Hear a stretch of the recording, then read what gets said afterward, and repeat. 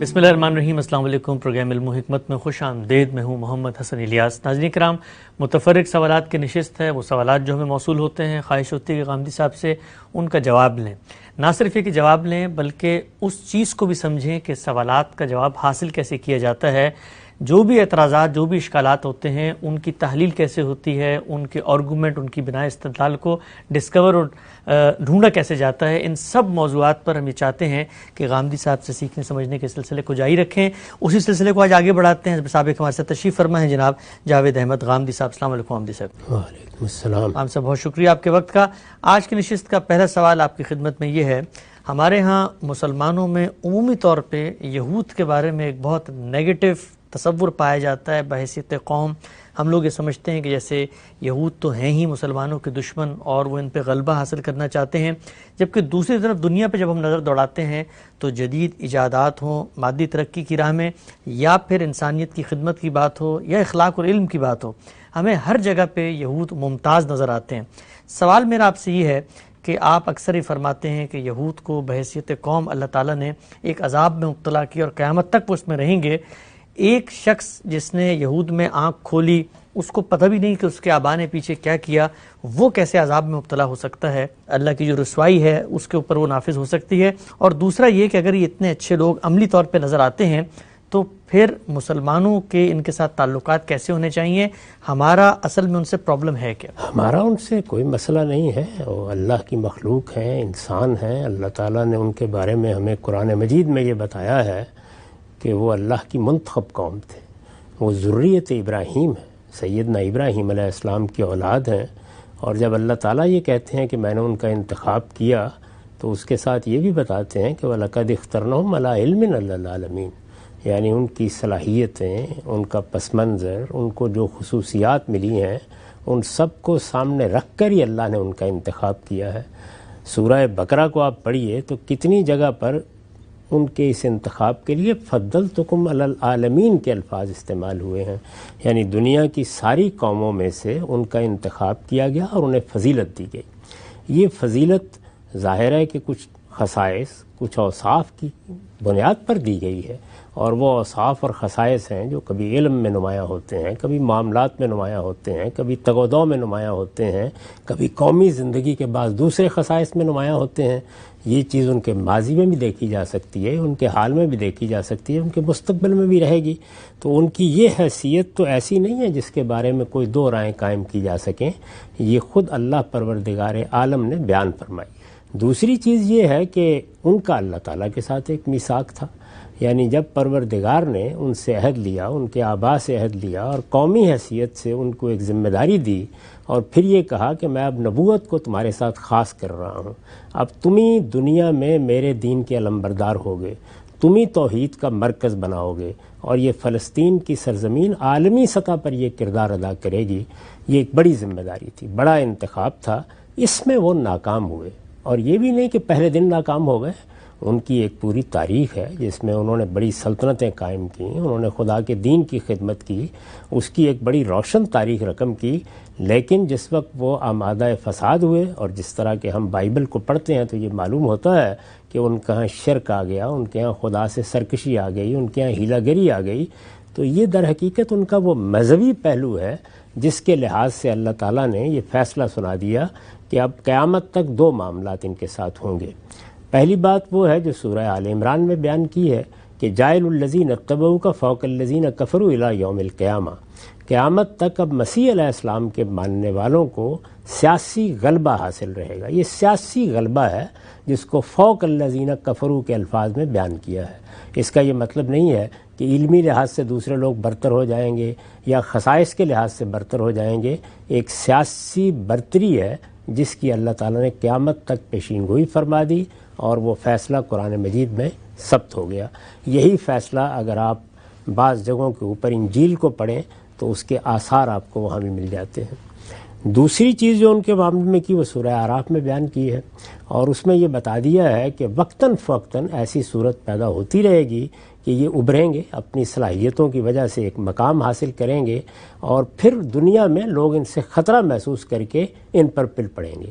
تو یہ معاملہ وقتاً فوقتاً ہوتا رہے گا، ایسا نہیں ہے کہ یہ کوئی تسلسل کے ساتھ ایک ہی صورت ہے جو جاری رہے گی۔ اس میں پناہ میں ملے گی، اس میں معاہدات بھی ہوں گے، اس میں ان کو پنپنے کے موقع بھی ملیں گے۔ ایک قوم ہے، اس کو زندہ رہنا ہے، اور اس میں اللہ تعالیٰ کا تعزیانہ ان پر برستا رہے گا۔ تو یہ دو باتیں ہیں جو مذہبی لحاظ سے اللہ تعالیٰ کے جس میثاق کی انہوں نے خلاف ورزی کی ہے، اس کے نتیجے کے طور پر سزا کی حیثیت سے بیان ہو گئی ہیں۔ تو یہ ہم مسلمان بھی مانتے ہیں، اور یہ تو بلکہ اگر آپ بائبل کو پڑھیں تو اس میں بھی اسی طرح لکھا ہوا ہے۔ یعنی اگر آپ استثناء کو پڑھ لیں جو میرے نزدیک اصل تورات ہے، تو آپ پر بالکل واضح ہو جائے گا کہ وہاں ان کو بتا دیا گیا ہے کہ اگر تم غلط رویہ اختیار کرو گے، سرکشی اختیار کرو گے، تو اس کائنات کا پروردگار تمہارے ساتھ کیا کرے گا۔ چنانچہ وہی کچھ جو بائبل میں لکھا ہے یا استثناء میں لکھا ہوا ہے یا انبیاء کے صحائف میں جس کی تفصیلات ہیں، وہی کچھ ہے کہ جو ان کے ساتھ اس وقت ہو بھی رہا ہے اور قیامت تک ہوتا بھی رہے گا۔ اللہ تعالیٰ نے جو بات کہہ دی ہے اس کا ایک حرف بھی اپنی جگہ سے نہیں ٹل سکتا۔ اس لحاظ سے ظاہر ہے کہ ہم یہود کے بارے میں یہ بات بیان بھی کرتے ہیں، بعض اوقات کہتے بھی ہیں۔ اس سے نکلنے کا راستہ کیا ان کے لیے؟ ظاہر ہے کہ اس پہ دو چیزیں راستے میں کھڑی ہوئی ہیں۔ ایک یہ کہ وہ سیدنا مسیح علیہ السلام کے ساتھ جو کچھ کر چکے ہیں اس پر اللہ سے معافی مانگیں اور مسیح علیہ السلام کو پیغمبر کی حیثیت سے مان لیں۔ دوسرے یہ کہ ان کی ہدایت کے لیے اور پوری دنیا کی ہدایت کے لیے اللہ تعالیٰ نے آخری پیغمبر کی بعثت فرمائی، تو وہ محمد الرسول اللہ صلی اللہ علیہ وسلم پر ایمان لائیں یا آپ کی دعوت کو قبول کر لیں۔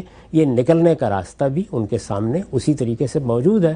اب جب وہ اس سے نکلنے کے لیے تیار نہیں ہے قومی حیثیت سے، تو مذہبی مخاصمت کی ایک فضا ہے، وہ رہے گی۔ یعنی جب وہ محمد الرسول اللہ کو نہیں مانیں گے یا مسیح علیہ السلام کو نہیں مانیں گے، تو مسیح علیہ السلام کے ماننے والے یا محمد الرسول اللہ صلی اللہ علیہ وسلم کے ماننے والے ظاہر ہے کہ ان کی اس روش کو غلط قرار دیں گے، اس پر تنقید بھی کریں گے، اس کے جو نتائج دنیا اور آخرت میں نکل سکتے ہیں ان کے بارے میں بھی متربع کرتے رہیں گے۔ رہی یہ آخری بات جو آپ نے فرمائی، تو قومی لحاظ سے اللہ تعالیٰ کے جو فیصلے ہوتے ہیں وہ ہر فرد کو بھگتنا پڑتے ہیں۔ یعنی اگر کسی قوم پر زوال آتا ہے، جس طرح کہ اس وقت مسلمانوں کی بعض اقوام پر زوال آ چکا ہے، تو اس میں یہ تو ہوتا ہے کہ اگر کوئی فرد اپنے طور پر صحیح کرے تو وہ اس سے نکلنے کے لیے اس قوم کو چھوڑ کر کہیں جا سکتا ہے۔ یہ راستہ یہود کے لیے بھی کھلا ہے، لیکن جب تک کوئی آدمی اس کے اندر رہے گا یا اس کا حصہ بن کے رہے گا، اس کو قومی لحاظ سے اللہ تعالیٰ کے فیصلوں کے نتائج بھگتنا ہوگا۔ یہ بالکل ایسے ہی ہے کہ جیسے کوئی لیڈرشپ فیصلہ کرتی ہے کہ جنگ کرنی ہے، ہٹلر نے ایک فیصلہ کیا، تو اب اس میں استثناء تو نہیں دیے جا سکتے نا، اس کا نتیجہ ساری قوم کو بھگتنا پڑا، برسوں بھگتنا پڑا۔ جاپان نے ایک فیصلہ کیا، اس کا اتنا برا نتیجہ بھگتنا پڑا کہ ہیروشیما اور ناگاساکی میں بے گناہ لوگ مارے گئے۔ تو یہ سب دنیا کے اندر اسی طریقے سے ہوتا ہے، لہٰذا یہاں جو بھی ہوگا وہ بہرحال پوری قوم کے ساتھ ہوگا۔ جس کو اس سے نکلنا ہے اسے اس قوم کو چھوڑنا ہوگا یا اس کے عقائد اور نظریات سے الگ ہو کے رہنا ہوگا۔ تو یہ دنیا میں وہ قانون ہے جس کا آپ عام مشاہدہ کر سکتے ہیں، اس میں مذہبی لحاظ سے میرے نزدیک کوئی سوال پیدا ہی نہیں ہوتا۔ ٹھیک، اچھا ہم سے یہ فرمائیے گا کہ یہود نے جو معاملہ کیا ہے رسالت مآب صلی اللہ علیہ وسلم کے سلسلے میں کہ وہ ان کو نہیں مانتے، یہی معاملہ تو مسیحیوں نے بھی کیا ہے، وہ بھی نہیں مانتے، لیکن قرآن مجید جب دونوں گروہوں کا ذکر کرتا ہے تو نظر یہ آتا ہے کہ مسیحیت کے جو پیرو ہیں ان کے بارے میں یہ ہے کہ یہ باہر کیف ایک نرم گوشہ رکھتے ہیں، لیکن یہود کے اندر ایک اناد ہے، ایک بغض ہے، ایک رد عمل کی کیفیت ہے مسلمانوں کے بارے میں۔ یہ دونوں اہل کتاب ہونے کے باوجود اس فرق کی کیا وجہ ہے؟ یہ بھی بالکل واضح سی بات ہے کہ یہود کے ہاں انکار کی وجہ اور ہے اور مسیحیوں کے انکار کی وجہ اور ہے۔ اچھا، مسیحیوں کے ہاں انکار کی جو بڑی وجہ ہے وہ یہ کہ رسول اللہ صلی اللہ علیہ وسلم نے آ کر اس پوری روایت سے الگ کھڑے ہو کر بنی اسماعیل میں سے یہ دعوت دی ہے۔ اچھا، ان کے ہاں جو روایت تھی وہ بنی اسرائیل کے اندر سے آ رہی تھی، خود سیدنا مسیح علیہ السلام بھی وہیں سے ہیں۔ دوسرے یہ کہ جو کچھ پہلے تورات میں موجود ہے یا قدیم صحائف میں موجود ہے اس کو بھی وہ اپنی روایت کا ایک حصہ سمجھتے تھے۔ ان کے ہاں سینٹ پال نے مذہب کو ایک صورت بھی دوسری دے دی تھی، یعنی مذہب سے زیادہ وہ اب تصوف بن گیا تھا، فلسفہ بن گیا تھا، اور اس میں شریعت کو بھی ایک خاص دور میں منسوخ کر دیا گیا تھا۔ یہ ساری چیزیں رسالت مآب صلی اللہ علیہ وسلم نے دوبارہ آ کے زندہ کر دیں۔ مذہب کو اس کی اصل صورت میں بحال کر دیا، اس کو فلسفے اور صوفیانہ تعبیرات کے تمام تر تاثرات سے بالکل الگ کر کے خالص اس صورت میں پیش کیا جو ہمیشہ سے مذہب کی رہی ہے، اور آدم علیہ السلام سے لے کر تمام پیغمبر جس حیثیت سے اس کو پیش کرتے رہے ہیں، شریعت کو وہیں سے متعلق کر دیا جہاں سے اس کو انہوں نے منسوخ کیا تھا، اور یہ بتا دیا کہ اب یہ خدا کی شریعت قیامت تک کے لیے واجب الاطاعت ہے۔ تو ان کے ہاں جتنا اختلاف ہے وہ بنیادی طور پر علمی ہے، یعنی اس اختلاف میں سیدنا مسیح علیہ السلام کی حیثیت، انہوں نے سیدنا مسیح علیہ السلام کا اللہ تعالیٰ سے جو تعلق قائم کیا اس کی تردید ہم نے کی، وہ اس کو ماننے کے لیے تیار نہیں ہوئے۔ سیدنا مسیح کو وہ پیغمبری سے اٹھا کر اللہ کا بیٹا بنا چکے تھے، بلکہ اللہ تعالیٰ کی ذات کی تجسیم کی حیثیت سے پیش کر رہے تھے۔ یہ ساری باتیں قرآن مجید نے نفی کر کے بتا دیں کہ صحیح نہیں ہے۔ ان کی کلیسا نے جو صورت بناتی تھی مذہب کی، خاص طور پر اس کے فلسفیانہ پس منظر، اس کی حکمت اور اس کی شریعت کے بارے میں اس کی تردید کر دی، تو وہاں اختلاف کی نوعیت علمی ہے، یعنی ایک مذہبی تاثر ان کا بنا، اس تاثر کے تحت انہوں نے بعض عقائد اختیار کیے، بعض نقطۂ نظر اختیار کیے، ان کے اور محمد الرسول اللہ کی دعوت کے مابین جو اختلافات پیدا ہوئے، بعض لوگوں نے آگے بڑھ کے ان کو قبول کیا، بعض نے قبول نہیں کیا۔ لیکن اختلاف جب علمی ہوتا ہے تو اس میں آپ باقی اختلافات کا بھی جائزہ لے کے دیکھیں، تاریخ میں اس میں تلخی نہیں ہوتی، وہ ہمیشہ ایک محبت کے انداز میں کیا جاتا ہے، اس میں ایک دوسرے کو اپنی بات سمجھائی جاتی ہے۔ مسیحیوں کے ہاں خود بڑی غیر معمولی تبلیغی اسپرٹ ہے، لہٰذا وہ محبتی کا پیغام لے کے دنیا میں بھی آتے ہیں، تو ان کا پس منظر، ان کے اختلاف کی نوعیت اور ان کی افتاد طبع جو کچھ اس پس منظر میں بنی ہے اس کے لحاظ سے ان کا رویہ ہے۔ یہود کا معاملہ بالکل مختلف ہے۔ یہود کا تو مسئلہ بنیادی طور پر وہ ہے جس کو قرآن مجید نے ادا کیا اس میں کہ بغیم بینہم حسدم من عند انفسہم، تو حسد کی آگ اگر آدمی کے اندر لگی ہوئی ہو اور وہ اس کے نتیجے میں سرکشی پر اتر آئے، یعنی اس کا استدلال علمی نہ ہو بلکہ استدلال کی بنیادی یہ ہو کہ یہ تو اللہ تعالیٰ نے ہمارے ساتھ دشمنی کر ڈالی ہے، پیغمبری ہمارے درمیان تھی، شرف ہمارا تھا، فضیلت ہماری تھی، یہ بنی اسماعیل کی طرف کیسے منتقل ہو گیا؟ یہ تو وہ جنگلی لوگ تھے جن کو ہم نے نکال دیا تھا، اور یہ وہ لوگ ہی نہیں تھے کہ جن کے لیے اللہ تعالیٰ کے ساتھ وعدے تھے یا میثاق تھا، تو یہ ہمارے ساتھ کیا زیادتی ہو گئی؟ یہاں تک کہ وہ اس معاملے میں جبریل تک کو ہدف بنانے لگ گئے کہ یہ انہوں نے کیا کیا ہے کہ اللہ کا کلام جو ہماری طرف آنا تھا اس کا رخ کسی اور جانب موڑ دیا ہے۔ یہ صورتحال ہے جس میں ان کی دشمنی مذہبی بنیاد پر اور ان کا اختلاف بالکل الگ نوعیت رکھتا ہے۔ یہی وہ چیز ہے جس کو ہم رسولوں کے باب میں بھی دیکھتے ہیں کہ ایک بڑا طبقہ وہ ہوتا ہے کہ جو منکرین کا ہے، یعنی بات ان کی سمجھ میں نہیں آئی یا سمجھ میں آ گئی ہے لیکن ابھی ماننے کے لیے آمادہ نہیں ہے، یا ماننے کے لیے آمادہ ہے لیکن حالات ایسے نہیں ہیں کہ اس کا اقرار کریں۔ تو معاندت بالکل الگ چیز ہے، اور معاندت کے نتیجے میں آپ کا رویہ بھی الگ ہوتا ہے، تاہم یہ مذہبی بنیاد پر ہے۔ اب آپ دیکھیے کہ خود مسلمانوں کے ہاں مذہبی شعور کتنا رہ گیا ہے، تو یہود کے ہاں بھی یہی ہے، مسیحیوں کے ہاں بھی یہی ہے۔ بہت بڑی تعداد ایسی ہے کہ جن کے ہاں یہ مذہبی مباحث بے معنی سے ہو کے رہ گئے ہوئے ہیں، تو ان کے عمومی رویوں میں آپ کو اس کا کوئی شائبہ بھی نظر نہیں آتا۔ تاہم جب مذہب پر، مذہبی تصورات پر، مذہبی پس منظر پر گفتگو ہوتی ہے تو یہ ساری چیزیں زیر بحث آ جاتی ہیں۔ ٹھیک ہے، ہم سے بہت ہی آپ نے ایک اہم نقطہ اٹھایا۔ اچھا، ایک اور چیز میں آپ سے پوچھنا چاہتا ہوں اس حوالے سے، ہمارے ہاں خود مسیحی روایت میں کچھ سیدنا مسیح جب آئے ہیں، ان کے مخاطبین بنی اسرائیل ہیں، وہ بھی جب ان پر تنقید کرتے ہیں اس سے پہلے کی جو قوم یہود کی موجود ہے بنی اسرائیل ہی میں سے، اور خود ہمارے پیغمبر جب آئے اور قرآن مجید بھی تعلیم دیتا ہے، ایک عمومی رویہ ان کا خود خدا کی ہدایت کو سمجھنے کے حوالے سے سامنے آتا ہے کہ ایک منطقی قانونی استدلال ہے، ایک مطلب ہم تعبیر بھی کرتے ہیں کہ بھئی یہ تو ایک جس کو آپ کہتے ہیں موشگافیاں کرتے ہیں، اور یہ یہود کے جو فریسی ہیں یہ احکامات کے بارے میں خود ایک قانونی منطق بنا کر اس پر عمل کرنے کی کوشش کرتے ہیں۔ وہ کیا خرابی ہے ان کے پورے رویے میں جو اللہ کی شریعت کو سمجھنے کے حوالے سے کی؟ سیدنا مسیح بھی جو ان کے بارے میں کہتے ہیں بھئی یہ اونٹ تو نگل لیتے ہیں لیکن مچھر چھانٹتے ہیں اور یہ سفیدی پھری ہوئی قبریں ہیں، وہ رویہ کیا تھا کہ جس سے پھر اللہ تعالیٰ نے بنی اسماعیل کو بھی کہا کہ تم نے بچنا ہے؟ اس میں بھی ایک بڑی بنیادی بات سمجھنی چاہیے، اور وہ یہ کہ جس کو ہم شریعت کہتے ہیں، عام حالات میں تو یہی ہے نا کہ وہ میرا مسئلہ ہے، میں نے دین قبول کیا ہے، میں نے فرد کی حیثیت سے اس کو قبول کر لیا، مجھے نماز پڑھنی ہے، مجھے روزہ رکھنا ہے، مجھے دین کے احکام پر عمل کرنا ہے۔ تو جب تک خدا کی شریعت فرد سے متعلق ہوتی ہے تو وہاں بہت زیادہ موشگافیوں کی ضرورت نہیں پڑتی۔ ایک فرد کی زندگی بڑی محدود بھی ہوتی ہے، اور فرد کے ساتھ متعلق ہو کر وہ فرد ہی کے دائرے میں رہتی بھی ہے۔ اس سے آگے بڑھ کر قومی سطح پر جب شریعت کا ظہور ہوگا اور پھر وہ پورے کے پورے ریاستی نظام سے متعلق ہوگی، یہ ہمارے ساتھ بھی ہوا ہے، یہ یہود کے ساتھ بھی ہوا ہے۔ مسیحیوں کا معاملہ یہ ہے کہ سینٹ پال نے شریعت کو ویسے ہی ختم کر دیا. اب اس کے بعد جو کچھ ہوا وہ کیا تھا؟ وہ یہ تو ایک کلیسا وجود میں آ گئی اور پھر اس کو آہستہ آہستہ اقتدار میں غیر معمولی حیثیت حاصل ہوتی چلی گئی. تو ان کے ہاں سارا ریوالٹ اصل میں کلیسا کے خلاف تھا. یعنی مذہب کی جو تعبیر پوپ یا اس کا ادارہ کرتا ہے یا ان کی کلیسا کرتی ہے یا ان کے مذہبی رہنما کرتی ہیں، اس کے معاملے میں ایک رد عمل کی صورت بھی پیدا ہوئی. اور یہ معلوم ہے کہ یورپ میں پھر ریفارمیشن کی تحریک اٹھی اور اس کے نتیجے میں پروٹیسٹنٹس کا ایک بڑا گروہ پیدا ہو گیا. اور ہم یہ جانتے ہیں کہ رینیسنس میں کیا ہوا اور کس طرح کا ایک فکری انقلاب وہاں آیا اور اب وہاں کیا صورتحال ہے مذہب کی. یعنی اس کی ایک بالکل الگ نوعیت ہے. لیکن جس وقت شریعت ہوگی اور اس شریعت کے بعض وہ حصے بھی ہوں گے جن کا تعلق اجتماعی زندگی سے ہے، وہ یہود کے ہاں تو بہت زیادہ ہے. یعنی یہود کی اجتماعی زندگی کو اگر سامنے رکھ کر آپ تورات کو پڑھیں تو یہ معلوم ہوتا ہے کہ تورات میں 2/3 احکام یہود کی خصوصی حیثیت سے متعلق ہیں. اچھا. یہود کی قومی حیثیت سے متعلق ہے. یعنی ان کا ایک جماعت کی حیثیت سے انتخاب ہے، ان کی ایک سلطنت قائم ہے، اس میں انبیاء علیہ السلام مسلسل آ رہے ہیں، اس میں بادشاہی بھی انبیاء کو دی جا رہی ہے. تو اس کے نتیجے میں وہ شریعت جو اصلاً ہوتا تو قانون ہے لیکن خدا کے قانون کی حیثیت سے وہ انسانوں کے ظاہر و باطن دونوں کا احاطہ کرتا ہے.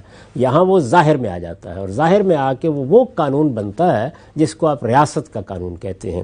ریاست کا قانون جیسے ہی بننا شروع ہوتا ہے تو اس میں عام طور پر ایسی ہی چیزیں ہوتی ہیں. کبھی آپ دیکھیں کہ ہمارے وکلاء حضرات جب قانون کی منشگافیاں کر رہے ہوتے ہیں اور مقدمہ لڑ رہے ہوتے ہیں تو وہ کیا کیا چیزیں ہیں کہ جن کو پیش کرتے ہیں، اس میں قانون کی روح بالعموم ملحوظ نہیں رہتی.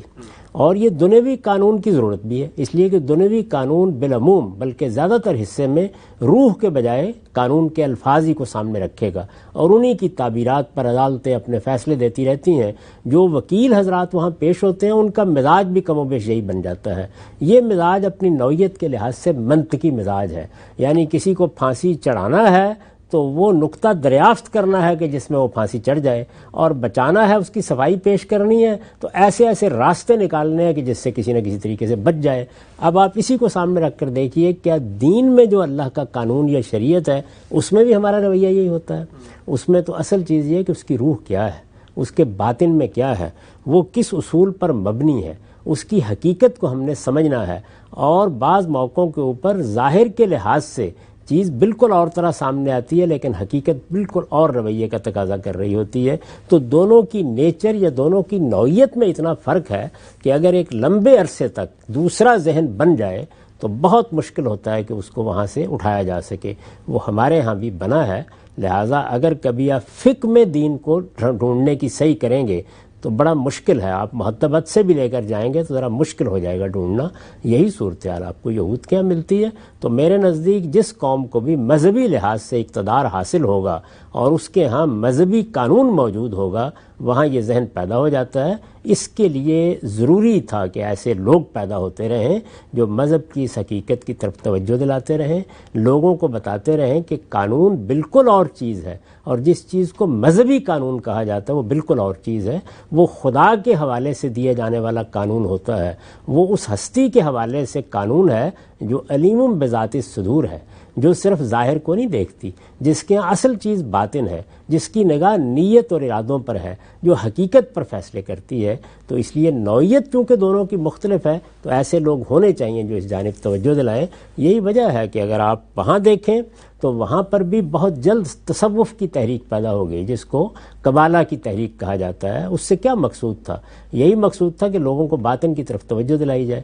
ہمارے ہاں بھی یہ ہوا کہ بہت بڑے بڑے لوگ تصوف کی تحریک سے متاثر ہوئے یا صوفیانہ تعبیر انہوں نے اختیار کر لی تاکہ اسی حقیقت کو دریافت کیا جائے. عام طور پر آپ نے سنا ہوگا کہ لوگ کہتے ہیں کہ شریعت کا تعلق ظاہر سے ہے اور طریقت کا تعلق انسان کے باطن سے ہے. تو یہ انسان کا وہی خلا ہے جسے وہ پورا کرنے کی کوشش کرتا ہے. ہمارے ہاں لوگوں نے کی، اس میں بڑے انحرافات پیدا ہو گئے. صحیح طریقہ کیا ہے کہ دین کو اس کی اصل میں رکھ کر دکھایا جائے اور یہ بتایا جائے کہ وہ اس طرح کا قانون نہیں ہے جس طرح کے قوانین ریاست میں بنائے جاتے ہیں جن کی بنیاد ظاہر پر رکھی جاتی ہے، جو منطقی صغرا کبرا کے طریقے پر استخراجی منطق کے اصول اصول پر چلتے ہیں اور جن میں اس طرح کی چھوٹی چھوٹی چیزوں کی بنیاد پر کسی کو رہائی دلائی جاتی ہے اور کسی کو پھانسی چڑھایا جاتا ہے۔ بہت ہی اہم پہلو جن کی طرف آپ نے نشاندہی کی، بہت سوچنے سمجھنے کا اس میں سامان ہے۔ آگے بڑھاتے ہیں اس سلسلے کو، یہ بیان فرمائیے گا، اکثر ہم یہ بات کرتے ہیں قرآن مجید کے حوالے سے کہ اللہ تعالیٰ بتاتے ہیں کہ ہم نے پیغمبر بھیجے، انبیاء بھیجے اور ان کے ساتھ کتابیں بھیجیں تاکہ وہ اختلافات کا فیصلہ کر سکیں۔ ہمارے ہاں اتنی بڑی امت ہے، مسیحی امت، اور کم و بیش 4-4.5 ارب لوگ ہیں، ان کے اندر نسخ شریعت کا عقیدہ بھی ہے، اسی طریقے سے کفارے کا عقیدہ بھی ہے، اسی طریقے سے تثلیث کا عقیدہ بھی ہے، اور وہ کتاب کو بھی مانتے ہیں، وہ کتاب بھی ان کے پاس ہے۔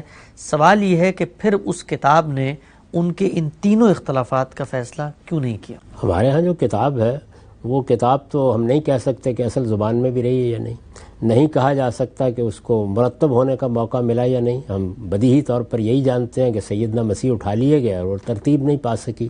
وہ سیرت کی کتابوں میں جگہ جگہ نقل ہوئی ہے، تو اگر وہ اس معاملے میں کتاب سے بیگانہ ہوئے تو اس کا کیا گلہ کیجیے۔ ہماری کتاب تو بالکل محفوظ ہے، اللہ تعالیٰ کے الفاظ میں ہے، اس وقت بھی آپ جس وقت چاہیں اس کو اٹھا کر پڑھ سکتے ہیں، وہ ایک زندہ زبان میں ہے، اصل زبان میں منتقل ہو رہی ہے۔ کتنے لوگ ہیں جو اس کو پڑھنے کے لیے تیار ہیں؟ ذرا مسلمانوں کے اندر ہی جا کر دیکھ لیجیے، بہت کم تعداد ہوتی ہے کہ جو کتاب کی مراجعت کرتی ہے۔ جب اس کتاب کی بنیاد پر علم وجود میں آ جاتا ہے، اس میں بہت بڑے بڑے لوگ پیدا ہو جاتے ہیں، تو ظاہر ہے کہ تینوں پہلوؤں سے لوگ انہی کی جانب رجوع کرتے ہیں۔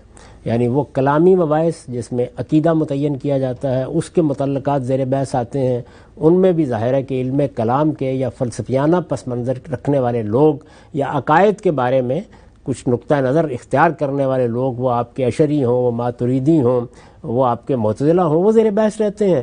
فقہ میں بھی ظاہر ہے کہ اسی طرح کی شخصیات ہوتی ہیں جن کے کام کی طرف رجوع کرتے لوگ، اور یہ معلوم کرنے کی صحیح کرتے ہیں کہ کیا حلال ہے، کیا حرام ہے، کس کو اختیار کرنا ہے، فلاں چیز کے فرائض کتنے ہیں، فلاں کے واجبات کتنے ہیں۔ تو یہی عام طور پر ذہن بنتا ہے اس کے نتیجے میں۔ ایسے ہی جب لوگ محسوس کرتے ہیں کہ یہ تو ایک خلاصہ ہے، وہ خدا کے ساتھ تعلق، وہ اس کی محبت، وہ ہمارے ذوق میں دین کا آ جانا، وہ عمل کے لیے ایک باطنی تحریک ہونا، یہ ہم نہیں دیکھ رہے، تو پھر ظاہر ہے کہ وہ صوفیانہ احوال کی طرف متوجہ ہو جاتے ہیں۔ ہمارے ہاں بھی ہوتے ہیں، ان کے ہاں بھی ہوتے ہیں، مسیح متکلمین کے ہاں بھی آپ کو اس کے آثار مل جائیں گے۔ تو یہ میرے خیال میں ایسے ہی ہوتا ہے، جہاں بھی ہوتا ہے کتاب کو اگر اس کی صحیح جگہ پر قومیں رکھنے کے لیے تیار ہو جائیں، یعنی جو اس کی صحیح جگہ قرآن نے بیان کی ہے کہ لِیَحْکُمَ بَیْنَ النَّاسِ فِی مَا اخْتَلَفُوا فِیہ، تو پھر تو ان میں سے کوئی چیز 2 منٹ کے لیے کھڑی بھی نہیں رہ سکتی، پنپ نہیں سکتی۔ تو یہ نہیں ہوتا عام طور پر، جب نہیں ہوتا تو اسی لیے بار بار کتاب کی طرف متوجہ کرنے کی ضرورت پڑتی ہے۔ ٹھیک، لیکن اب جب کیا اس کتاب کی طرف اگر لوگ متوجہ ہوں تو یہ جو تینوں عقائد ہیں جن پہ پوری مسیحیت کی بنیاد ہے، اسی پر وہ کھڑے ہوئے ہیں، اسی کو اپنی دعوت تبلیغ کی وہ بنیاد بھی قرار دیتے ہیں، تو کیا کتاب کو ہم جب کتاب کو وہ حیثیت دے کر پڑھیں تو کیا کتاب تو ٹوک فیصلہ کرتی ہے ان معاملات؟ کوئی شبہ ہی نہیں ہے۔ میرے نزدیک تو اگر آپ متی کی انجیل میں صرف دقت نظر کے ساتھ تمام تعصبات کو چھوڑ کر پہاڑی کے بعض کا مطالعہ کر لیں، سرمن آف دا ماؤنٹ کا، آپ پر ہر چیز واضح ہو جائے گی۔ پوری کی پوری دعوت کیا تھی حضرت مسیح کی، وہ شریعت کے بارے میں کیا نقطہ نظر رکھتے تھے، دین کی کیا روح اور حکمت بیان کرنا چاہتے تھے، آخرت کے بارے میں ان کا نقطہ نظر کیا تھا، اپنے آپ کو کس مقام پر پیش کرتے تھے۔ انجیل اس کو 2 اور 2 4 کی طرح واضح کر دیتی ہے، لیکن اس کی طرف رجوع کون کرے گا؟ ایسا نہیں ہوتا۔ ہوتا یہ ہے کہ جب اس طرح علم ایک خاص صورت اختیار کر کے مذہبی پیشواؤں کے ذریعے سے سمجھا جاتا ہے تو پھر لوگ کیا کرتے ہیں؟ پھر لوگ جا کے کتاب کو اس لیے کھولتے ہیں کہ ان کو کوئی ماخذ مل جائے جس میں کسی نہ کسی طریقے سے وہ اپنے نقطہ نظر کی تائید تلاش کر سکیں۔ اور یہ تائیدی چیزیں تلاش کرنے کا جو معاملہ ہے، یہ آپ اپنے ہاں بھی دیکھیں، گھنٹوں کی تقریریں ہوں گی۔ کوئی صاحب یہ بیان کر رہے ہوں گے کہ میلاد النبی کا ماخذ کیا ہے، کوئی صاحب یہ بیان کر رہے ہوں گے کہ پیغمبروں کے علم غیب کا ماخذ کیا ہے، کوئی صاحب یہ بیان کر رہے ہوں گے کہ پیغمبروں کو تمام اختیارات دے دیے گئے ہیں یا فلاں اور فلاں پیغمبر کی یہ حیثیت ہے، آئیے وہ بتاتے ہیں۔ اب آپ وہ ساری تقریریں سنیے تو آپ کو معلوم ہوگا کہ اس میں قرآن کی آیتیں زیر بحث ہوں گی یا کوئی حدیث، لیکن قرآن کی نہ ان آیتوں کا اس موضوع سے کوئی تعلق ہوگا، نہ اس حدیث کا کوئی تعلق ہوگا۔ اس میں وہی طریقہ ہوتا ہے کہ کچھ اشارات سے، کچھ ایسے ہی بنیادی سے مقدمات دیکھ کے آپ اپنی تقریر کرتے جاتے ہیں، اور آپ کے سامعین اس پر سبحان اللہ اور الحمدللہ کہتے چلے جاتے ہیں۔ ٹھیک ہے صاحب، بہت ہی اہم نقطہ ہے، آگے بڑھاتے ہیں سلسلے کو۔ یہ بیان فرمائیے گا، آپ اکثر اس بات پر بہت زور دیتے ہیں کہ مسلمانوں کی ایک ہی شناخت ہے اور وہ اسلام ہے، ہمیں صرف اپنے آپ کو مسلمان کہہ کے ہی پکارنا چاہیے، لوگوں کو بھی اور اپنی شناخت بھی اسی حیثیت میں ظاہر کرنی چاہیے۔ اس پر ایک عقلی سوال اٹھایا جاتا ہے کہ عملی طور پر نتیجے کے اعتبار سے یہ بات بالکل غلط ہے، اس لیے کہ جیسے ہی کوئی شخص مثال کے طور پر نیا مسلمان ہوتا ہے، کسی عالم کے پاس آتا ہے تو عالم کے پاس آئے گا، بیٹھے گا، عالم اس کو بتائیں گے بھائی یہ دین ہے اور ہمارے نزدیک اس کے یہ سورسز ہیں اور پھر دین کے یہ احکامات ہیں، تو وہ پوری کی پوری جو عالم کی انٹرپریٹیشن ہے وہ آدمی تو اسی کو اپنا رہا ہوگا، اسی کو مذہب سمجھ رہا ہوگا، تو پھر تو عملی لحاظ سے اس کو یہ کہنا چاہیے نا کہ میں وہ مسلمان ہوا ہوں جو حنفی مکتبہ فکر کا ہے، شافعی مکتبہ فکر کا ہے، یا ان کی بھی اگر کوئی آف شوٹس ہیں، تو نتیجے کے اعتبار سے تو وہ اسی جگہ پہ کھڑا ہوگا کہ وہ وہی کر رہا ہے جو عالم کا ایک فہم ہے۔ پھر وہ اپنی شناخت صرف مسلمان کیوں کہے، وہ پورے اصرار سے بتایا کہ جی میں تو حنفی یا شافعی یا حنبلی مسلمان ہوں۔ اسلام کی دعوت پیش کرنے کا یہ کون سا طریقہ ہے؟ وہ طریقہ خود اللہ تعالیٰ نے بتایا ہے، یعنی مجھے اگر غیر مسلموں کو دعوت دینی ہوگی تو میں اللہ کی کتاب پیش کروں گا، اس میں حنفی، شافعی، مالکی اور فلاں کہاں زیر بحث آ گئے؟ اللہ کی کتاب کا سادہ ترجمہ لوگوں کو دیا جائے گا، وہ اللہ کی کتاب کی طرف متوجہ ہوں گے تو اسلام کا اقرار کریں گے۔ اور اسلام کیا ہے اس کے بارے میں مذہبی اختلافات کا کیا سوال، وہ تو وہی ہے جو اللہ کے پیغمبر نے بیان کر دیا ہے، اور حنفی، شافعی، مالکی سب اسی کو بیان کرتے ہیں۔ وہ یہی ہے کہ ماننے کی چیزیں یہ ہیں جن کو ہم ایمانیات کہتے ہیں، وہ 5 ہی چیزیں ہیں جس پر انہیں ایمان لانا ہے، اور اسی طریقے سے اسلام کیا ہے وہ بھی بیان کر دیا گیا ہے۔ تو یہ بیان کرنے کے بعد ایک شخص اس کا اقرار کر لیتا ہے کہ میں مسلمان ہو گیا ہوں، یہ اس کی شناخت ہے، یہی اس کا دین ہے۔ وہ مسیحی تھا، وہ ہندو تھا، وہ یہودی تھا، اس نے اقرار کیا کہ میں مسلمان ہوں۔ اب وہ اسلام کے دائرے میں آتا ہے تو وہ اسلام کو سیکھنے کا عمل شروع کرتا ہے۔ جب وہ سیکھنے کا عمل شروع کرے گا تو اگر مثال کے طور پر وہ میرے ہاتھ پہ مسلمان ہوا ہے تو میں اس کو یہ کہوں گا کہ میرے بھائی یہ دین ہے اور 14 صدیوں سے موجود ہے، یعنی رسول اللہ صلی اللہ علیہ وسلم کے بعد اس سے پہلے کے انبیاء بھی یہی دین پیش کرتے رہے ہیں۔ اس کے سمجھنے میں لوگوں کے مابین اختلافات ہو جاتے ہیں، اور ان اختلافات کی وجہ سے فطری طور پر کچھ مسالک بھی بن جاتے ہیں۔ اس میں میرا نقطہ نظر یا میری تحقیق یہ ہے، اور میں کوئی پیغمبر نہیں ہوں کہ تم میری پیروی کرو، میں اللہ کے پیغمبر کی ہدایت کو سمجھنے والے لوگوں میں سے ہوں اور ایک طالب علم ہوں۔ میرے علاوہ بہت بڑے بڑے اہل علم موجود ہیں، ان کے بھی مختلف نقطۂ نظر ہیں، آپ جس کو چاہیں پڑھیں، جس سے چاہے تعلیم حاصل کریں اور جس کے مطابق چاہیں اپنی زندگی بسر کریں، اس میں آپ کے لیے کوئی رکاوٹ نہیں ہے۔ اسلام بس وہ تھا جو آپ نے قبول کر لیا، اور وہ اس اعلان کا نام تھا کہ اللہ کے سوا کوئی معبود نہیں اور محمد صلی اللہ علیہ وسلم اس کے رسول ہیں۔ لیکن اگر مثال کے طور پہ کوئی مسلمان ہے، پہلے سے آبا کی روایت چلی آ رہی ہے اور وہ ایک خاص مسلک کو فالو کرتا ہے، تو اب تو وہ اس کی شناخت باہر کیف نتیجے کے اعتبار سے اسی کے ساتھ جڑی ہے، تو وہ صرف کیوں کہے میں مسلمان؟ یعنی یہ ضرورت کیوں پیش آ گئی؟ شناخت کی آپ کو ضرورت کب پیش آتی ہے؟ شناخت کی ضرورت تو دوسروں سے اپنے آپ کو ممیز کرنے کے لیے پیش آتی ہے، تو وہ تو ایک ہی شناخت ہے، وہ یہ کہ میں انسان ہوں اور اس کے بعد میں مسلمان ہوں۔ پھر بہت سی دوسری شناختیں جن کا مذہب سے تعلق نہیں ہے، آپ ان کا بھی تعارف کراتے ہیں۔ میں اگر باہر جاؤں گا، پاسپورٹ پیش کروں گا، مجھ سے پوچھا جائے گا، کہوں گا نا پاکستانی ہوں میں۔ تو یہ ساری جتنی شناختیں ہیں وہ در حقیقت میرے تعارف کا ذریعہ بنتی ہیں۔ ان میں سے ایک بہت بڑی شناخت مذہبی شناخت ہے۔ مذہبی شناخت محمد الرسول اللہ نے میری طے کر دی یا پیغمبروں نے طے کر دی، اور وہ کیا ہے؟ وہ یہ ہے کہ میرا نام ہمارے باپ ابراہیم نے مسلمان رکھا ہے، تو میں اپنے اس تعارف کے ساتھ دنیا کے سامنے اپنی مذہبی حیثیت میں کھڑا ہوتا ہوں۔ اب اس کے بعد رہ گئی یہ بات کہ دین کو سمجھنے میں، اس کی تعبیر میں میرا ایک زاویہ نظر ہے، تو یہ شناخت کا مسئلہ کیوں بنے گا اور کہاں بنے گا؟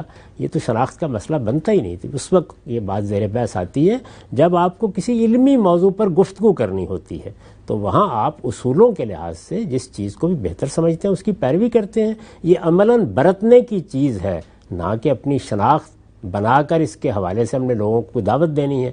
دعوت کا موضوع کیا کوئی مسلک ہے؟ کیا کوئی نقطہ نظر ہے؟ دعوت کا موضوع مذہب میں اسلام ہے، اور ہم تو یہ کہتے ہیں کہ یہ دنیا بھر میں کوئی دوسری چیز نہیں ہے، یعنی باقی جتنے بھی گروہ اب سے پہلے موجود رہے ہیں وہ سب بھی اسلامی کے فرقے ہیں، پیغمبروں کا دین ہی ایک ہے، تو دوسری کوئی مذہبی شناخت جب اللہ نے نہیں بنائی تو ہو کیسے سکتی ہے؟ اس کا اعلان خود اللہ تعالیٰ نے کر دیا کہ ان الدین عند اللہ الاسلام فمن یبتغی غیر الاسلام دینا فلن یقبل منہ۔ اللہ کے نزدیک دین صرف اسلام ہے، ہمیشہ سے اسلام رہا ہے، قیامت تک اسلام رہے گا. اور میں عرض کر دوں کہ اسلام جب ہم بولتے ہیں تو ہم اصل میں اپنی طرف نگاہ کر رہے ہوتے ہیں، یعنی پیغمبروں کا دین، وہ دین جس کو اللہ کے سارے پیغمبر محمد الرسول اللہ صلی اللہ علیہ وسلم تک لے کر آئے. اللہ تعالیٰ کہتے ہیں کہ وہی میرا دین ہے، اور قیامت میں یہی دین ہے کہ جو لوگوں سے پوچھا جائے گا اور اسی کو قبول کیا جائے گا. اس کے سوا کوئی دوسرا دین اللہ کے یہاں قابل قبول ہی نہیں. ہم سب آگے بڑھاتے ہیں سلسلے کو. دین کا لفظ آپ نے ابھی بیان کیا. یہ کہا جاتا ہے کہ دین صرف اسلام ہے، باقی جتنے بھی رجحانات موجود ہیں ان کو مذہب کہنا چاہیے. دین کا لفظ صرف اسلام کے ساتھ خاص ہے مذہبی لحاظ سے، کہ دین صرف اسلام ہے باقی مذاہب ہیں. یہ بات تو قرآن مجید کے بالکل خلاف ہے. قرآن مجید میں یہ تقسیم کہیں بھی نہیں کی گئی. دین، مذہب یہ ایک ہی بانی کے الفاظ ہیں. عربوں کے ہاں اس کے لیے لفظ دین بولا جاتا تھا. چنانچہ جو دین مشرکین نے اختیار کیا ہوا تھا اس کو بھی قرآن نے دین ہی کہا. لکم دینکم ولی دین، تمہارے لیے تمہارا دین، میرے لیے میرا دین. جو دین مصر میں بادشاہ نے اختیار کر رکھا ہوا تھا سیدنا یوسف کے زمانے میں، اس کو بھی دین کہا. ما کان لیوسف ان یاخذ اخاہ فی دین الملک. تو قرآن مجید میں یہ لفظ جو ہے مسلک کے لیے، مذہب کے لیے، طریقہ کار کے لیے جو انسان زندگی میں اختیار کرتا ہے، کسی نظام کے لیے، جس معنی میں آپ ازم بولتے ہیں تو یہ دین ہی کا لفظ بولا جاتا ہے. آگے بڑھاتے ہیں سلسلے کو. آپ فرماتے ہیں اکثر کہ فکری گمراہی کا ایک بہت بڑا زینہ ہے، اور وہ ہے ابتدا، دین کے اندر کوئی نئی چیز خدا کی نسبت سے پیدا کر دینا. اور بدعت کو اسی لیے ہمارے ہاں اس قدر کنڈمنیشن حاصل ہے کہ دین پہ اگر چلنا ہے تو بدعت سے بچنا چاہیے. ہمارے بعض آثار میں ایک جملہ نقل کیا جاتا ہے کہ تراویح کے معاملے میں سیدنا عمر نے فرمایا کہ بھائی نعم البدع، تو بڑی اچھی بدعت ہے، اور بدعت حسنہ کا ایک پورا تصور ہمارے یہاں پیدا ہو گیا. اگر بدعت دین میں ابتدا ہے، افطراء علی اللہ ہے، اضافہ ہے، تو پھر یہ بدعت حسنہ کی تعبیر کو ہم کیسے سمجھیں؟ یہ بات ٹھیک نہیں ہے کہ جب عربی زبان میں کوئی لفظ اصطلاح بن جائے یا دنیا کی کسی زبان میں بھی اصطلاح بن جائے تو اس کا لغوی استعمال بند ہو جاتا ہے. ایسا نہیں ہوتا. عربوں کو دیکھیے، موجودہ زمانے میں بھی وہ سفیر کے لیے لفظ رسول بول دیتے ہیں، درحال کہ وہ ایک اصطلاح بن چکا ہے. خود قرآن مجید کو دیکھیے کہ اس میں نبی اور رسول الگ الگ اصطلاحات بھی ہیں، لیکن دونوں ہی الفاظ تعمیم میں استعمال ہو جاتے ہیں. یہاں تک کہ فرشتوں کو بھی اللہ کا رسول کہا ہے، بلکہ یہاں تک قرآن مجید میں بتایا گیا کہ اللہ تعالیٰ رسولوں کا انتخاب فرشتوں میں سے بھی کرتے ہیں اور انسانوں میں سے بھی کرتے ہیں. تو یہ در حقیقت لغوی استعمال ہے لفظ کا. لوگ بعض اوقات اس کی رعایت نہیں کرتے. تو زبان ایسے نہیں ہوتا کہ آپ کی اصطلاحات کے بعد اس میں بند ہو کر رہ جائے، وہ اپنے طریقے سے کام کرتی ہے. تو بدعت بطور ایک اصطلاح کے تو بہت بعد میں جا کر یہ حیثیت اختیار کرتی ہے. رسول اللہ صلی اللہ علیہ وسلم نے جب یہ الفاظ بولے تو اس میں پوری بات بیان کر کے یہ لفظ استعمال کیا تھا. یعنی یہ فرمایا تھا کہ میرے دین میں کوئی نئی بات نہیں ایجاد ہونی چاہیے. من احدث فی امرنا ھذا، تو احداث، نئی بات پیدا کرنا، اس کا ایک خاص سیاق وہ دین میں پیدا کی جائے. پھر یہ کہا تھا کہ اس طرح کی چیز جب بھی اختیار کی جائے گی تو یہ بدعت ہوگی، یعنی یہ دین میں نئی بات ایجاد کرنا ہوگا. اور اس کے بارے میں یہ ارشاد فرمایا کہ یہ ضلالت ہے یا گمراہی ہے. بدعت کا لفظ نئی چیز کے لیے قرآن مجید میں 10 جگہوں پر استعمال ہوا ہے، ما کنت بدعا من الرسل میں استعمال ہوا ہے. تو اس طرح لغوی مفہوم میں سیدنا عمر میں لفظ استعمال کیا ہے. جو انہوں نے کام کیا اس میں بدعت کیا چیز تھی؟ یعنی رسالت میں آپ صلی اللہ علیہ وسلم نے یہ نماز پڑھی ہے. میں کئی مرتبہ عرض کر چکا ہوں کہ یہ تہجد کی نماز ہے، یہ کوئی الگ نماز نہیں ہے. تہجد کی نماز کی حیثیت سے اللہ کے پیغمبر پر یہ لازم تھی. آپ نے ساری زندگی اس کا التزام کیا. قرآن مجید بتاتا ہے کہ آپ کے ساتھ صحابہ کرام میں سے بھی ایک گروہ اس کا اہتمام کرنے لگ گیا تھا. یہ بات بھی ہمیں واضح طور پر معلوم ہے کہ بعض لوگوں نے اپنی کمزوری کے باعث یہ پوچھا کہ ہم اس وقت نہیں اٹھ سکتے ہیں، اس کو عشاء کے بعد پڑھ لیں، آپ نے اس کی اجازت دی. یہ بھی معلوم ہے کہ لوگ پیچھے آ گئے جب تہجد کی نماز کے لیے آپ اپنے معتکف سے باہر نکلے تو اس موقع کے اوپر رسالت مآب صلی اللہ علیہ وسلم نے اس کو پابند نہیں کیا کہ تم میرے ساتھ جماعت کی صورت میں نہیں پڑھ سکتے.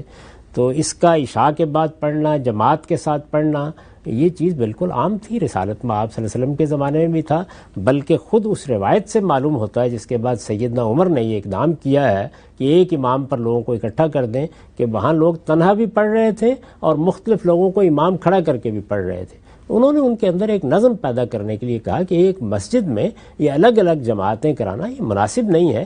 ایک جماعت کے پیچھے نماز، ایک امام کے پیچھے نماز پڑھ لیا کرو. تو اس میں کون سی چیز ہے کہ جس کو اصطلاحی بدعت قرار دیا جا سکتا ہے؟ بہت خوب، ہم سب آگے بڑھاتے ہیں اس سلسلے کو. آپ اکثر اپنی تفسیری آراء یا اپنے استاد مولانا امین احسن اصلاحی کی کچھ آراء کو بیان کرتے ہیں، تو اس میں ایک بنائے استدلال یہ بھی ہوتی ہے کہ یہ جو موقف، یہ جو مفہوم ماضی کے مفسرین نے اپنایا ہے، یہ عربیت کے خلاف ہے. اس پر اعتراض یہ کیا جاتا ہے کہ یہ جو ہمارے ماضی کے مفسرین ہیں وہ تو خود اہل عرب میں سے تھے، عربی زبان بولتے ہوئے پیدا ہوئے، پوری زندگی عرب ہی کی حیثیت سے گزارے، اور ان کے لیے عربی ایسی تھی جیسے ہمارے لیے اردو ہے. تو یہ استدلال کیسے کیا جا سکتا ہے کہ انہوں نے اگر کوئی رائے اختیار کی ہے تو وہ عربیت کے خلاف ہوگی؟ ہماری آراء پر تو کہا جا سکتا ہے اس لیے کہ ہم عرب نہیں ہیں، ان کی رائے کے بارے میں کیسے کہا جا سکتا ہے کہ عربیت کے خلاف تھے؟ ہم سب اردو زبان بولتے ہیں. ہمارے ہاں بہت سے لوگ ہیں جن کی مادری زبان اردو ہے. اگر آپ اردو زبان کے مباحث پڑھیں اور ان لوگوں کے مابین پڑھیں کہ جو اردو زبان بولتے ہوئے پیدا ہوئے، جن کی مائیں اردو زبان بولتی ہیں، تو یہ ساری بحثیں کر رہے ہوتے ہیں اور ایک دوسرے کے ساتھ کر رہے ہوتے ہیں. یہ بتا رہے ہوتے ہیں کہ یہاں غالب نے یا میر نے اس لفظ کو ٹھیک استعمال نہیں کیا. یہ وہ لوگ ہیں کہ جن کو آپ دلیل کے طور پر پیش کرتے ہیں اور ان کے مابین بھی یہ بات ہو رہی ہوتی ہے. تو ہم انسان جب بھی کسی زبان کو بولتے ہیں یا اس کو لکھتے ہیں یا اس کو سمجھتے ہیں تو اس میں بعض اوقات غلطیاں ہوتی ہیں، اور یہ غلطیاں ہیں جن کی طرف دوسرے اہل علم توجہ دلاتے رہتے ہیں. اس کا کسی کی مادری زبان ہونے سے یا کسی کے بولنے والا ہونے سے کوئی تعلق نہیں ہے. یہ در حقیقت علم کی دنیا میں عمومی مباحث ہیں. وہ انگریزی میں بھی ہوتے ہیں، اردو میں بھی ہوتے ہیں، عربی میں بھی، فارسی میں بھی ہوتے رہتے ہیں. علامہ اقبال کتنی اچھی فارسی جانتے ہیں، انہوں نے فارسی میں شاعری کی ہے، لیکن اگر آپ بعض ایرانیوں کی تنقیدات پڑھیں تو وہ آپ کو بتائیں گے کہ یہ ہمارے محاورے کے خلاف ہیں. کتنی اچھی ربائی ہے سرآمد روزگارے این فقیرے، تو اس میں اعتراض کیا جاتا ہے نا کہ یہاں پر ایک نکرہ کے ساتھ این کا لفظ استعمال کر دیا گیا جو نہیں ہونا چاہیے تھا. تو یہ بحثیں زبان میں بیان میں ہوتی رہتی ہیں. اس کو اس سطح سے اوپر اٹھ کے دیکھنا چاہیے اور پڑھنا چاہیے. تو جب کوئی شخص یہ کہتا ہے کہ یہ عربیت کے خلاف ہے تو اصل میں انہی اہل علم کی قائم کردہ علم کی روایت کی بنیاد پر انہی میں سے کسی رائے پر تنقید کر رہا ہوتا ہے. بہت اہم بات، ہم سے بہت ہی اہم نقطہ ہے. آگے بڑھاتے ہیں سلسلے کو. یہ بیان فرمائیے گا، ہماری امت کے علماء کا یہ نقطہ نظر بیان کیا جاتا ہے کہ روایات حسن بھی ہوتی ہیں، صحیح بھی ہوتی ہیں، ضعیف بھی ہوتی ہیں. ضعیف روایات کو ہم احکام کے اندر تو پیش نہیں کریں گے، لیکن فضائل کے جہاں تک بات ہے، ثواب کی بات ہے، لوگوں کو کسی چیز کی ترغیب توجہ دلانے کی بات ہے، تو اس میں ضعیف روایات کو پیش کیا جا سکتا ہے. اس پر کوئی عقلی حرج نہیں ہے، دینی لحاظ سے بھی کوئی اس پہ مذائقہ نہیں ہے. آپ کی نظر میں کیا ضعیف روایت فضائل کے باب میں پیش کی جا سکتی ہے؟ میرے نزدیک تو دیکھیے ہر چیز اور ہر موضوع کے لحاظ سے یہ دیکھنا ہوتا ہے کہ وہاں کس چیز سے استدلال کیا جائے گا. تو ضعیف روایت میں پہلا مسئلہ یہ ہے کہ ہم اسے رسول اللہ کی طرف منسوب کر رہے ہیں. تو رسول اللہ صلی اللہ علیہ وسلم کی طرف کسی چیز کی نسبت بجائے خود بہت بڑی چیز ہے. سوال یہ نہیں کہ اس میں بات کیا بیان ہوئی ہے، اس میں آخری درجے کی احتیاط ضروری ہے. یعنی اللہ کے پیغمبر کی نسبت سے ایک بات بیان ہو رہی ہے، نتیجہ کیا نکلے گا؟ وہ چیز دین بن جائے گی. یعنی آپ جتنی جی چاہے تنقیح کر کے کہتے رہیں کہ یہ روایت ہے، یہ راوی کا بیان ہے، یہ بات تو اصل میں لوگوں نے جیسے سنی ہے اس کو آگے بیان کر دیا ہے، یہ سب کہتے رہیں. رسالت پہ آپ صلی اللہ علیہ وسلم کا نام جیسے ہی آ جاتا ہے تو ایک عام آدمی پر یہی اثر پڑتا ہے کہ یہی دین ہے. اب اس میں اگر کوئی فضائل کی بات بیان ہوئی ہے اور اس کے اثرات دین کے فلسفے پر پڑ رہے ہیں، دین کی حکمت پر پڑ رہے ہیں، دین کے احکام پر پڑ رہے ہیں، آپ نے تو اطمینان کے ساتھ بیان کر دیا کہ اتنی مرتبہ فلاں لفظ اگر زبان سے ادا کیا جائے گا تو اس کے نتیجے میں یہ اجر ملے گا. اس سے دین میں جو چیزوں کی اہمیت ہے اس پر جا کر بہت سے اثرات پڑ جائیں گے. یعنی نماز کا کیا مقام ہے، حج کا کیا مقام ہے. تو اس لیے یہ کوئی آسان چیز نہیں ہے. صحیح اصول یہی ہے کہ رسالت میں آپ صلی اللہ علیہ وسلم کی نسبت سے جب کوئی بات بیان کی جائے تو اسے آخری درجے میں تحقیق سے گزرنا چاہیے، اور اس کے بعد بھی لوگوں کو یہ بتا دینا چاہیے کہ یہ انسانی تحقیق ہے. نہیں کہا جا سکتا کہ یہ فی الواقع رسول اللہ کی بات ہے.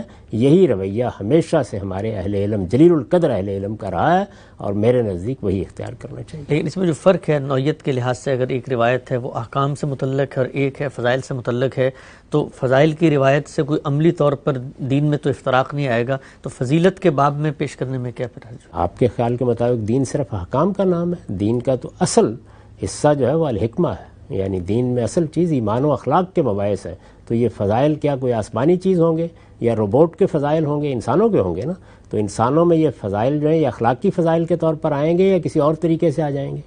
تو اس لیے یہ تو اصل دین پر اثر انداز ہو رہی ہے. احکام تو اس کے بعد ثانوی درجے کی چیز ہے. بہت اہم بات. ہم سب آگے بڑھاتے ہیں. یہ بیان فرمائیے گا، کہا جاتا ہے کہ سیدنا عثمان کے دور میں جمعے کی نماز کے اندر جو دوسری اذان ہے اس کا اضافہ ہوا، اس سے پہلے یہ روایت نہیں ملتی.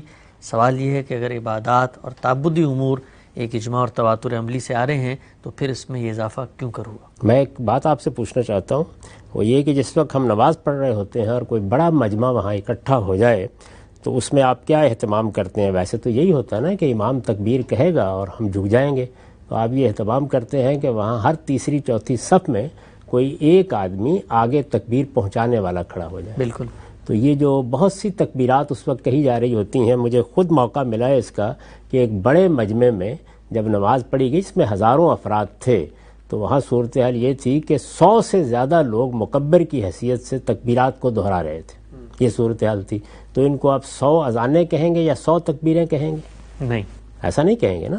تو اگر آپ تحقیق کی نظر سے دیکھیں تو یہ بالکل واضح ہو جاتا ہے کہ مدینے کی جب آبادی بڑھ گئی تو مسجد میں جو اذان دی جاتی تھی، لاؤڈ سپیکر ایجاد نہیں ہوا تھا، تو اس میں یہ اہتمام کیا گیا کہ جیسے ہی اذان ختم ہو تو ایک دوسری اذان بھی سیدنا عثمان کے گھر پر کھڑے ہو کر دے دی جائے تاکہ زیادہ بڑے طبقے تک یا زیادہ دور تک اذان کی آواز پہنچ جائے. یہ حقیقت میں کوئی دوسری اذان تھی ہی نہیں. ٹھیک ہے، ہم سب آگے بڑھاتے ہیں سلسلے کو.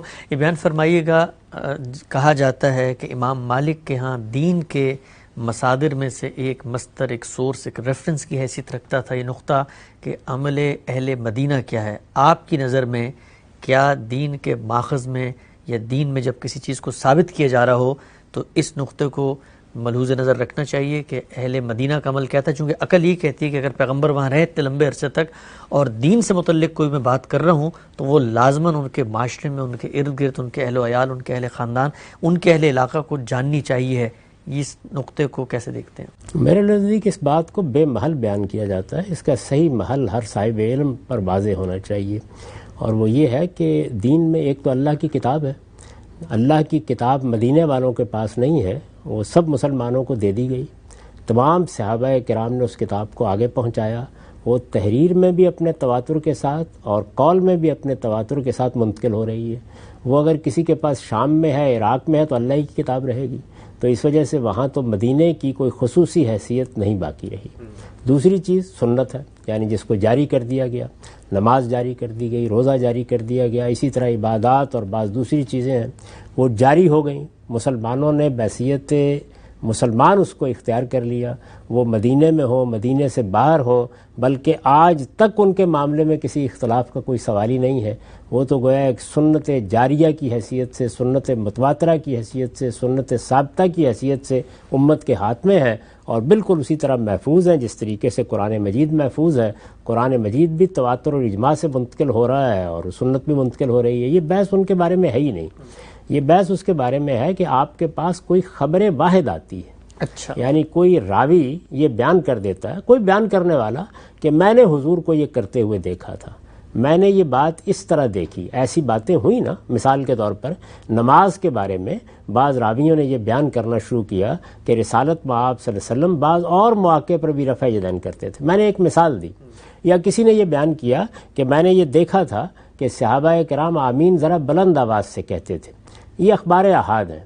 ان اخبار احاد کے بارے میں امام مالک کا نقطہ نظر یہ تھا کہ یہ اس وقت میں قبول نہیں کروں گا جب یہ عمل اہل مدینہ کے خلاف ہوگی.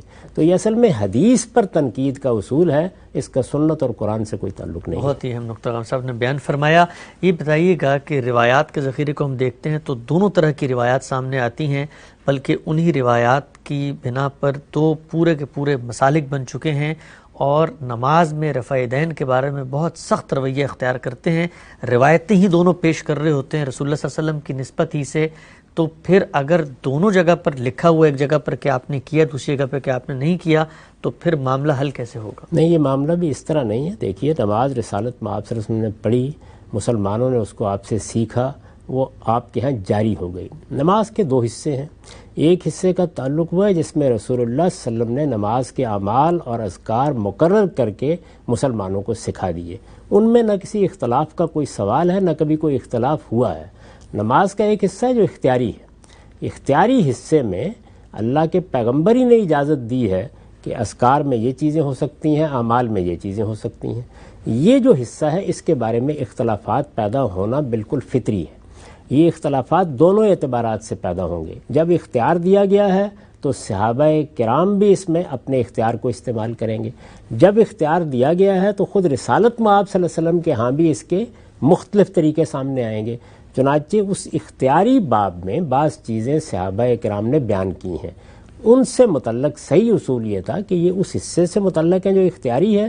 اگر آپ اس کو اختیار کریں گے تو چونکہ حضور سے اس کی روایت مل گئی ہے تو کوئی حرج کی بات نہیں ہے. اس کو کوئی کہہ سکتا ہے کہ یہ حضور کا عمل بھی ہے. اور اس میں چونکہ اختیار دیا گیا تھا تو اصول پر اگر کوئی فقیہ بھی اختیار کرنے کے لیے کہتا ہے تو اس پر بھی کوئی اعتراض نہیں کیا جا سکتا. بات کو یہاں سے پیش کیجئے تو کوئی بحث نہیں ہے. لیکن جب اس کو آپ نے اٹھایا اور اختیاری حصے کو اٹھا کر آپ نے لازمی حصے میں داخل کرنا چاہا تو اب بحث پیدا ہو گئی. اب وہ لوگ کہ جو اس کو لازمی حصہ نہیں مانتے وہ بھی اپنے سارے ساز و سامان کے ساتھ مباحثے کے میدان میں آ جائیں گے، اور جو اس کو لازمی حصہ بنانے کی صحیح کریں گے وہ بھی روایت پر روایت پیش کرتے چلے جائیں گے. تو میرے نزدیک معاملے کی نوعیت یہ ہے، آپ اس کی اصل کے لحاظ سے اس کو صحیح جگہ رکھ دیجئے، کوئی بحث نہیں. اس وجہ سے مجھے تو کوئی تردد نہیں ہے رفع یدین کرنے میں. میں نے اپنی کتاب میں اس کو لکھا بھی ہے. اس کی وجہ یہ ہے کہ رسالت مآب صلی اللہ علیہ وسلم سے اس کی روایتیں ثابت ہیں. لیکن یہ کہ یہ کس حصے سے متعلق ہے، یہ اختیاری حصے سے متعلق ہے. آپ چاہیں کر لیں، آپ چاہیں نہ کریں. ہم سب بہت ہی اہم بات آپ نے بیان فرمائی ہے، بہت ہی مارکت الآراء اختلاف ہے اور اس کو اتنی سادگی سے آپ نے حل کیا. وقت ہمارا یہاں پہ ختم ہوتا ہے. ناظرین، آج ہم نے متفرق سوالات غامدی صاحب کی خدمت میں رکھے اور یہ جاننے کی کوشش کی کہ ان مسائل کو کیسے دیکھنا چاہیے. اس سلسلے کو انشاءاللہ آئندہ نشست میں آگے بڑھائیں گے. وقت یہاں پہ ختم ہوتا ہے. اجازت دیجیے. اللہ حافظ.